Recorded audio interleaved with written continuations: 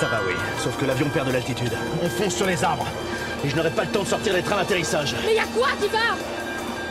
Ce qui va, c'est que je suis là.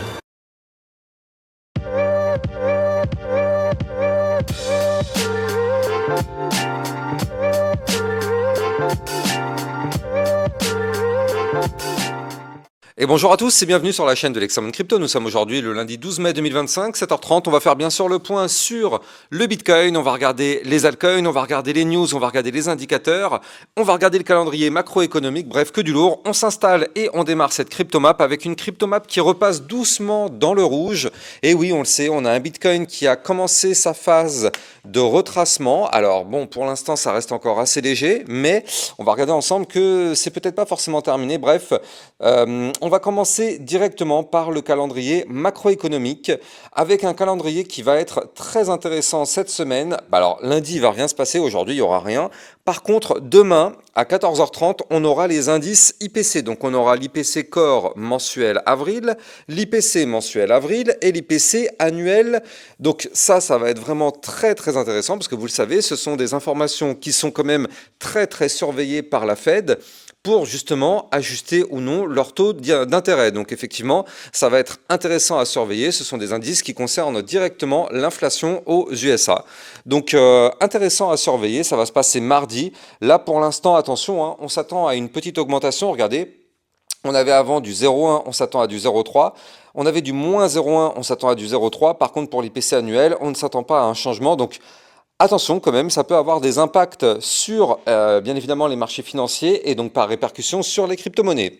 Mercredi, bon bah ça c'est classique, on aura le stock de pétrole brut. Jeudi, on aura aussi pas mal de choses avec les ventes au détail principales, inscription hebdo au chômage, indice manufacturier de la Fed de Philadelphie, prix à la production, vente au détail et surtout on aura un discours de Jérôme Powell jeudi à 14h40. Alors on ne sait pas trop ce qu'il va nous dire à ce moment-là, mais ça va être intéressant parce que ce sera très sûrement lié à l'IPC Core.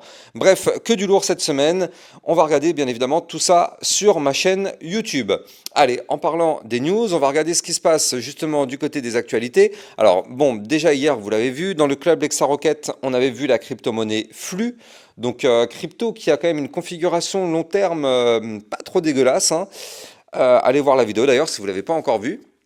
Alors, je vous avais posé une question, j'avais dit que la société, donc Strategy, vous le savez, la société de Michael Saylor, continue d'accumuler massivement du Bitcoin pendant que d'autres attendent encore.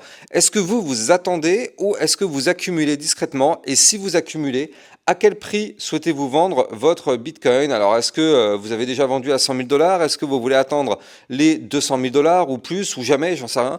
Dites-moi en commentaire quelle est votre stratégie. Hier, on a fait une vidéo extrêmement importante aussi sur ma chaîne YouTube, c'est la vidéo concernant l'alt season. Alors j'ai eu beaucoup de commentaires de personnes me demandant à quel moment va arriver cette alt season, qu'est-ce qu'une alt season, pourquoi là ça ne monte pas du côté des altcoins. Allez voir cette vidéo, elle est vraiment extrêmement importante. Je l'ai fait hier midi, donc pour ceux qui l'ont raté, franchement je vous recommande chaudement, très chaudement d'aller voir cette vidéo. Elle vous apprendra qu'est-ce qu'une alt season, à quel moment elle arrive et quelles sont les étapes clés pour avoir une alt season. Donc n'hésitez pas à aller voir cette vidéo. Vous l'avez eue hier midi, donc elle est facile à retrouver sur YouTube. Vous allez sur ma chaîne YouTube et vous regardez la vidéo d'hier, tout simplement. Alors, Crypto Détente qui nous pousse que Galaxy Digital obtient l'approbation de la SEC pour transférer son siège statutaire dans le Delaware, une étape clé vers sa cotation prévue sur le Nasdaq. L'entreprise crypto vise une entrée en bourse sous le ticker GLXY d'ici mi-mai environ, donc c'est très bientôt, hein, on est le 12, donc ça va arriver très bientôt, sous réserve bien évidemment du feu vert de la bourse de Toronto. Donc ça, il va falloir surveiller ça de très très près. Coinbase a envisagé plusieurs fois au cours des 12 dernières années d'adopter une stratégie de trésorerie centrée sur le Bitcoin comme celle de Michael Saylor avec Strategy, mais Brian Armstrong, donc vous le savez, le CEO de Coinbase, révèle qu'ils ont renoncé à investir 80% du bilan dans le Bitcoin pour ne pas mettre en péril la liquidité et les opérations clés. Alors, bien sûr, c'est très bien d'avoir une stratégie effectivement Bitcoin sur le long terme. Maintenant, voilà, ça c'est la règle de base. C'est sûr que ça reste quand même des crypto-monnaies, donc il y a quand même un fort risque de volatilité. Même si sur la durée, on le sait, hein, le Bitcoin pousse sur la durée. N'oublions pas qu'on a commencé à 1 dollar, on est actuellement à 100 000 dollars. Donc bon, sur la durée quand même, ça pousse. Mais il y a des moments, bien évidemment, où il y a des grosses phases de retracement.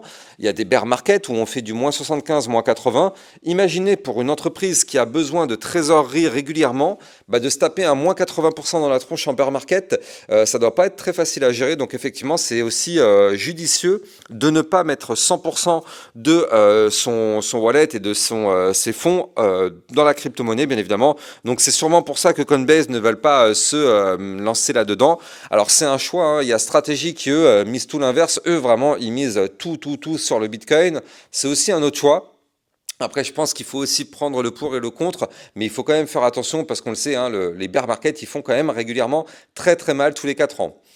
Alors, les gros porteurs continuent d'accumuler du Bitcoin. Les portefeuilles détenant entre 1000 et 10 000 Bitcoin, souvent des sociétés minières, des hedge funds ou des institutions, ont historiquement montré leur capacité à détecter des mouvements de marché en avance. Et donc là, effectivement, on voit qu'en ce moment, et depuis quelques temps, ils ont pas mal accumulé ces derniers temps. Donc, est-ce que c'est parce que derrière, ils ont bien évidemment détecté un changement de tendance?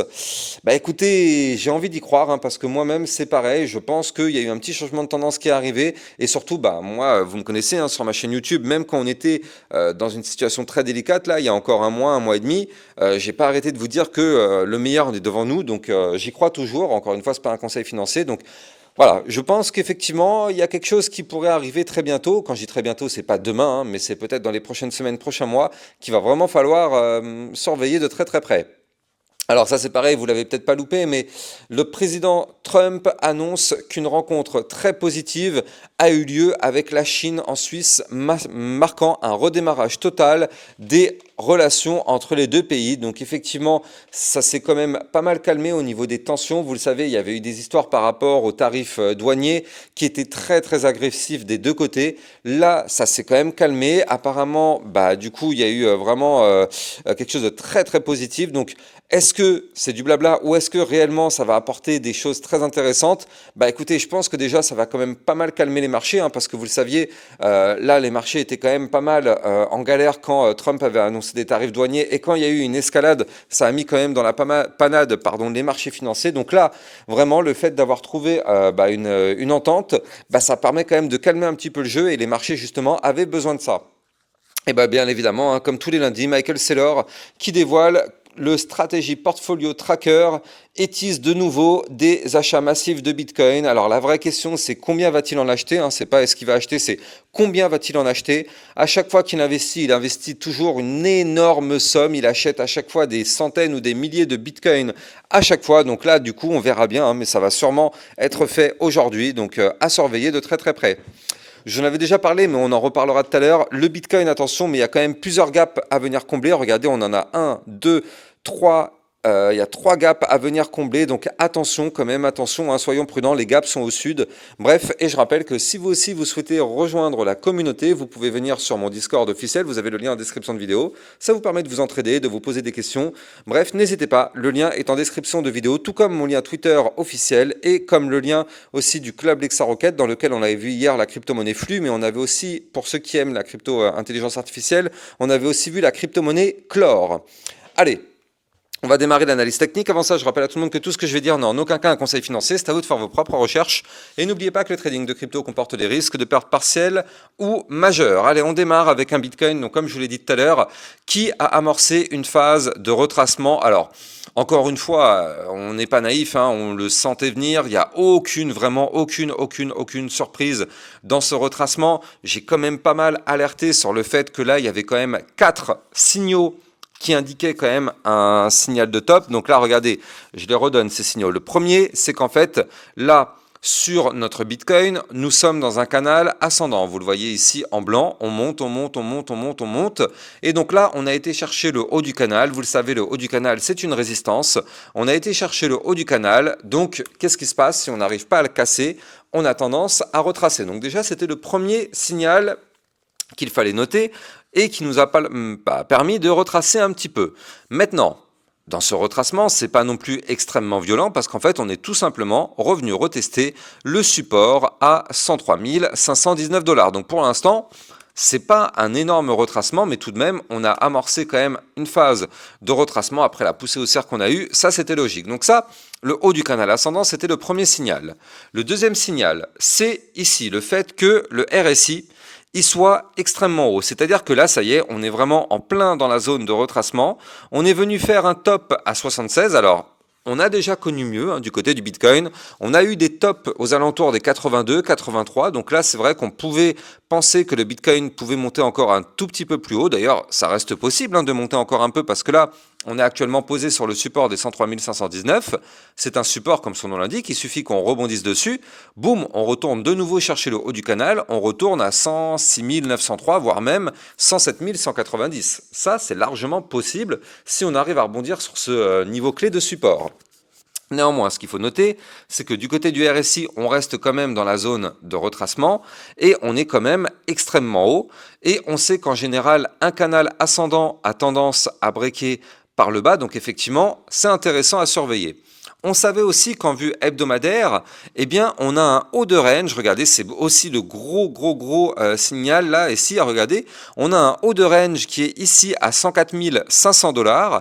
Et malheureusement, qu'est-ce qu'on est en train de faire? Vous le voyez, on est en train de faire un top actuellement dessus. Donc là, c'est pareil. Ça aussi, c'est un indicateur qui nous montre qu'effectivement, on est sur des zones qui peuvent nous rejeter, parce que je rappelle que le haut du range, en plus là, c'est un range long terme, c'est pas un range anodin, c'est un range long terme.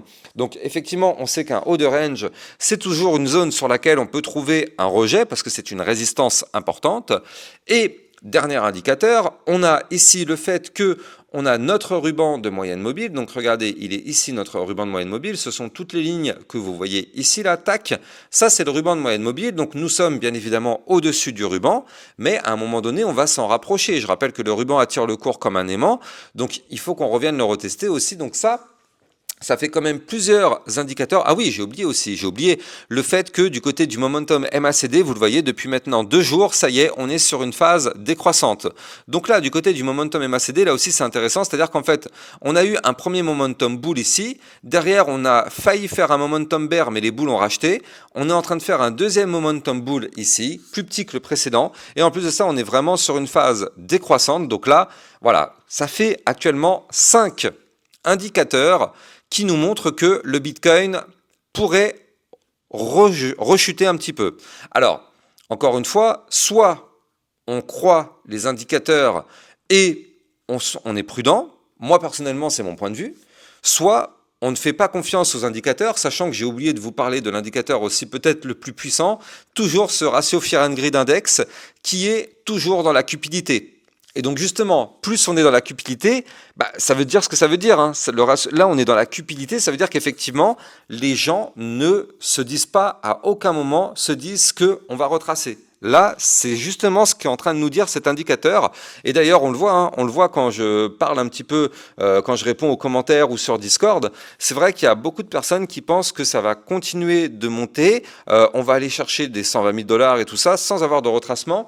Je pense personnellement que c'est une erreur de penser comme ça. Et c'est d'ailleurs ce que nous dit cet indicateur. Étant donné que l'indicateur est dans la cupidité, beaucoup de personnes veulent et pensent et justement se laissent avoir par ça en se disant qu'il n'y a pas de souci, il n'y aura jamais de retracement. Et donc c'est à ce moment-là que le marché aime bien punir en général. Donc ça fait quand même 6 gros signaux qui nous montre qu'il faut faire vraiment extrêmement attention. Ça fait déjà quand même plusieurs alertes que je vous dis à propos du marché crypto qui est en surchauffe. Même si on l'a vu tout à l'heure, demain on va avoir quand même des annonces intéressantes. On a aussi le fait qu'entre la Chine et les États-Unis ça s'est calmé, donc ça c'est quand même très très bullish. Donc il est possible peut-être d'avoir une dernière petite poussée haussière, mais franchement, voilà, au bout d'un moment, il faut vraiment rester terre à terre, il faut vraiment respecter les marchés financiers et il faut vraiment prendre au sérieux ce que le Bitcoin est en train de nous faire. Maintenant, ce qu'il faut noter quand même, c'est que oui, on est en train de faire actuellement une petite chute, mais c'est vraiment pas bien méchant. Par contre, si jamais on continue de retracer les niveaux clés à revenir chercher, c'est les 102 848 qui correspond ici au haut de range en vue jour. On aura ensuite les 101 508. On aura après les 98 018. On aura les 96 188. Et pour moi, on aura les 93 477. Et ici, le bas du range aux 92 500. Moi, personnellement, je vous le dis, j'ai 100 $ qui m'attendent ici sur le Bitcoin. J'ai une position à 100 $. Elle est là. Elle attend d'être prise à 92 501. Voilà, c'est précis. Donc je ne sais pas si cette position va être prise ou pas, mais j'ai 100 $ qui sont vraiment ici en attente, en espérant que le marché retrace, vienne toucher l'ordre et effectivement ça se déclenche. Je rentrerai alors en position ici sur ce niveau clé. C'est ma stratégie, chacun sa stratégie. En tout cas, c'est la mienne. Maintenant, ce qu'il faut noter, c'est que sur du long terme, là, quand même, regardez ça. Du côté du Bitcoin, moi, j'adore ce qu'on est en train de faire. Vraiment, j'adore. Parce qu'effectivement, oui, on est rejeté par le haut du range. Oui, il est tout à fait possible d'avoir un retracement à venir. Oui, pourquoi pas, bien évidemment, pourquoi pas. Mais moi, j'aime bien. J'aime bien parce qu'en fait, là, actuellement, on est actuellement en train d'être rejeté par le dernier plus haut. Mais surtout, regardez, en vue hebdomadaire, on a démarré depuis maintenant 2 semaines un cross-bull. C'est-à-dire que là, du côté du Bitcoin, on est actuellement sur un momentum contrôlé par les boules. Alors, ça ne veut pas dire qu'on va aller que dans un seul sens. Comme je vous l'ai dit tout à l'heure, on peut très bien se faire rejeter par le haut du range ici et d'avoir une phase de retracement. Mais pour moi, ça reste quand même très encourageant parce que même si on a cette phase de retracement, regardez, si on revient dans les prochaines semaines retester le haut du range et que cette fois-ci on arrive à le breaker, boum, on pourrait cette fois-ci aller déclencher le mouvement qui nous emmènerait vers les 120 000, 130 000 $. Donc là, franchement, du côté du Bitcoin, je trouve que c'est même plutôt propre et vraiment, je le dis, mais j'aimerais vraiment que ça se réalise. Encore une fois, j'ai pas de boule de cristal, mais je veux absolument un rejet du Bitcoin ici par le haut du range hebdomadaire au 104 500. Pourquoi? Parce qu'on a des bandes de Bollinger qui sont contractées.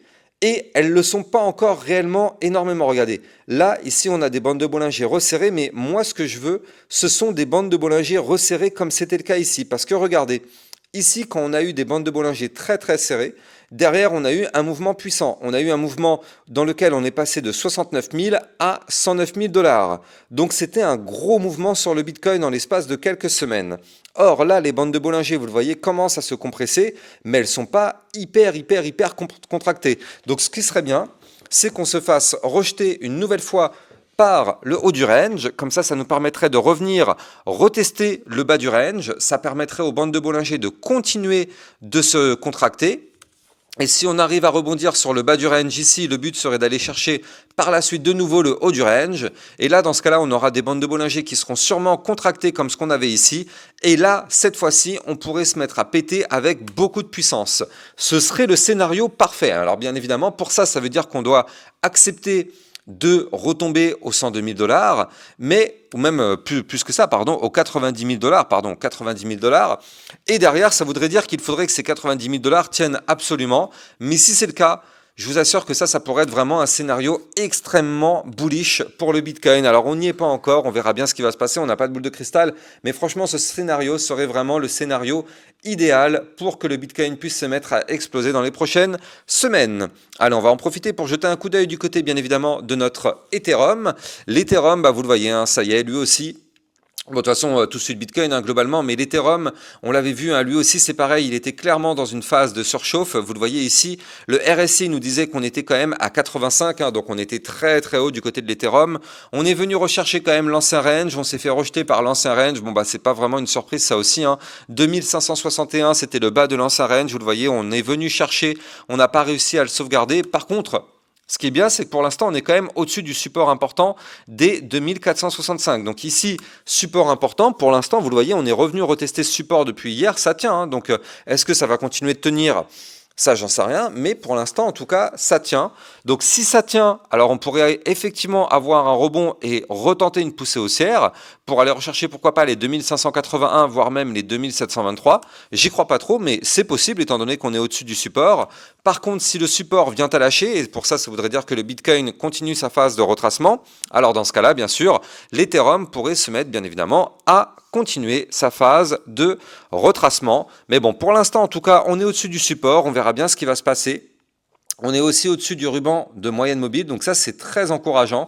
Ça y est, l'Ethereum, il a récupéré son ruban de moyenne mobile. Donc là, officiellement, l'Ethereum est redevenu haussier sur du moyen terme. Alors attention, pas sur du long terme. Sur du long terme, on est rejeté par le ruban, on ne l'a pas encore breaké, mais sur du moyen terme, on est haussier. Donc déjà, ça veut dire que ça peut être encourageant pour la suite, même si on risque d'avoir un retracement, histoire de refaire tomber un petit peu ce RSI, parce que là, on est clairement trop haut. On va surveiller, bien évidemment, tout ça dans les prochains jours. Ce qui serait bien, c'est que l'Ethereum retombe à 2465, voire même les 2343. et reviennent retester des niveaux clés qu'on avait breakés à 2146 ou encore pourquoi pas ici le haut de l'ancien range à 2103. Ce serait vraiment le scénario idéal. De toute façon, tant qu'on reste au-dessus des 2103, on reste haussier maintenant du côté d'Ethereum. Donc ça ferait pas de mal d'avoir un retracement. Au contraire, ce serait salutaire pour la suite. On verra ça dans les prochains jours. Allez, si vous avez kiffé la vidéo, n'oubliez pas de liker, commenter, partager au maximum. Vous le savez, ça participe au référencement de ma chaîne YouTube. Vous pouvez utiliser aussi, je le rappelle, mon lien de parrainage Binance qui vous permet de trader sur Binance à moindre coût, qui vous permet aussi de trader sur une plateforme enregistrée PSAN auprès de l'AMF. Le lien est en description de vidéo. Alors, on espère bien sûr que demain les informations concernant le CPI vont être effectivement très intéressantes pour nous permettre d'avoir pourquoi pas une dernière poussée haussière avant le retracement. On va surveiller tout ça, n'oublions pas, cette semaine risque d'être vraiment très riche en informations et on va terminer sur ça. Passez une excellente journée, n'oubliez pas de vous abonner pour recevoir tous les jours 1, 2 à 3 vidéos concernant le Bitcoin et les altcoins et je vous souhaite une bonne journée, je vous dis à plus tard, ciao ciao. Bitcoin, Ethereum, you know the drill. Lost it all but came back with the skill. I lost it all but now I'm back. Crypto millionaire, that's a fact. Diamond hands through the crash. Now my wallet's looking stacked. Bounce back stronger than before. Digital money make